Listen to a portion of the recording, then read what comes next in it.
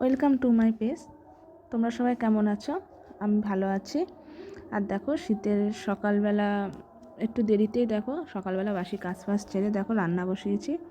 যেহেতু ফুলকপি ভাজবো তাই ফুলকপিগুলোকে যেহেতু ছোটো ছোটো করে পিস করে নিচ্ছি, বটিতে আর করিনি, এমনি করে নিচ্ছে। আর এদিকে দেখো মা দেখছে যে ভাতটা হয়েছে কিনা, আর মার সাথে কথা বলছি। তোমরা এরকম কে কে আছো রান্নাঘরে রান্না করতে করতে এরকম কথা বলো? যেহেতু রান্না দিদি আসেনি সেহেতু আজকে আমি আর মাই করছি, তাই মার সাথে বক বক করেই যাচ্ছি প্রতিটা কথা, আর মা দাঁড়িয়ে শুনছে আর উত্তর দিচ্ছে। এই দেখো মা চলে গেছে, আমি ফুলকপিগুলোকে কেটে নিচ্ছি আর মাকে এইদিকে জানলা দিয়ে বলছি। আমাদের রান্নাঘর দিয়ে যেহেতু জানলাটা দেখা যায় সেহেতু আমি কথা বলছি মার সাথে। মাকে বলছি যে তুমি এসে পরে একটু ডালটা চেখে দেবা আর ভাতটা নামিয়ে দেবা।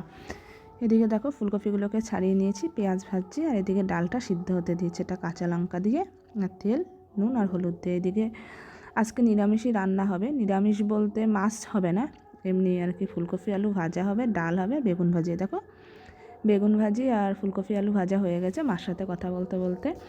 আর এদিকে দেখো কড়াইতে বাদাম ভেজে নিচ্ছি। কুমড়ো রান্না করবো তাই আজকে বাড়িতে মাছও নেই, তাই মাছ করিনি। এই দেখো ঢাকা তুলে মাঝে মাঝে নাড়িয়ে নিচ্ছি।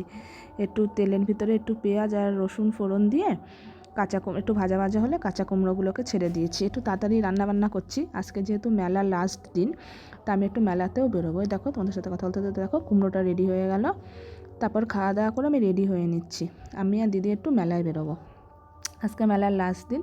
তো দেখো আমি রেডি হয়ে নিয়েছি, মোটামুটি রেডি হয়ে দিদিদের বাড়িতে গেছি। দিদি রেডি হচ্ছে, তা আমি আর দিদি সোজাসুজি দিদির শ্বশুর বাড়িতে যাব, তারপর সেখান থেকে মেলায় যাব। এই দেখো আমি আর দিদি টোটোতে বসে পড়েছি, যাচ্ছি দিদির শ্বশুর বাড়িতে যাব। মানে মেলা থেকে হাঁটা পথে 2 থেকে 3 মিনিট লাগে দিদির শ্বশুর বাড়ি। এই দেখো মেলাতে নো এন্ট্রি গেট দিয়ে দিয়েছে, আমরা হাঁটতে হাঁটতে পার হয়ে যাচ্ছি। এই দেখো দিদির শ্বশুর বাড়িতে চলে এসেছি। দিদি একটু ওখানে দিদির শ্বশুর বাড়িতে এসছে, আর আমি এদিকে দিদিদের এই যে ড্রেসিং টেবিলের সামনে একটু ভিডিও করে নিচ্ছি। দেখো দিদিদের ঘর, এই যে টিভিটা চলছে না অবশ্য এখন। এই যে দাদাভাই কথা বলছে আর এদিকে দিদি রেডি হয়ে নিচ্ছে। তারপর আমরা বেরিয়ে পড়বো মেলায় যাওয়ার জন্য। দেন আমরা মেলায় চলে গেছি। দেখো কত ভাজা, বাদাম ভাজা, জিলেপি, কত দোকানে, দেখো কত খেলনার দোকান। তো আমি একটু ভিডিও করে নিচ্ছি। আর দেখো এই ফুলগুলো আমার দারুণ লেগেছে ফ্লাওয়ার ভাসে রাখার জন্য। তো আমি আর দিদি একটু হাত দিয়ে দেখছি আর দাম জিজ্ঞাসা করছি। তা ফুলগুলো এক একটা পিস 30 টাকা করে বলেছে, যদিও আমি নিইনি, আমি দেখছি। আর এসব ঘর জানো তো পাথর বসানো থাকবে বা ঘরে পুট্টি করা থাকবে, সেরকম ঘরেই বেশি ভালো লাগে। তো আমি আর দিদি আবার কটা ছবিও তুলে নিচ্ছি।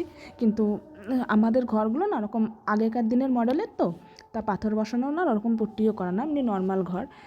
আর সেহেতু আমি আর এগুলো নিলাম না।